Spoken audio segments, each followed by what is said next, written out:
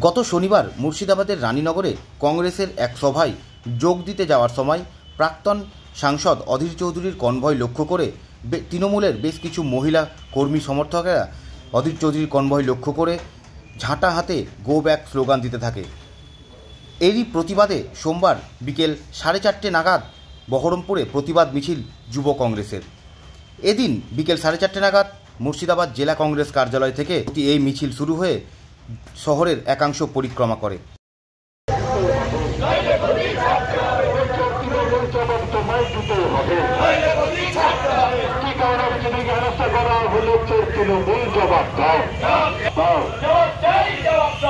আপনারা জানেন যে গত পরশুদিন আমাদের নেতা সর্বভারতীয় ওয়ার্কিং কমিটির সদস্য আমাদের অভিভাবক জননেতা শ্রী অধীর রঞ্জন চৌধুরী মহাশয়কে রাজনৈতিক কর্মসূচি করতে গেছিল রানীনগরে। সেখানে হেনস্থা করার চেষ্টা করা হয়েছে তৃণমূলের নোংরা বাহিনীর দ্বারা।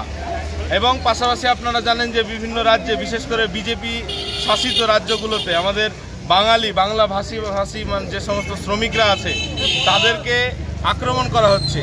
এই একদিকে আমাদের এলাকায় আমাদের নেতার আক্রমণ তথা নেতাকে হেনস্থা, এবং বাইরের রাজ্যে পরিযায়ী শ্রমিকদের ওপরে এই যে হেনস্থা আক্রমণ করা হচ্ছে, তারই প্রতিবাদে মুর্শিদাবাদ জেলা যুব কংগ্রেসের উদ্যোগে আজকে এই বিক্ষোভ মিছিল।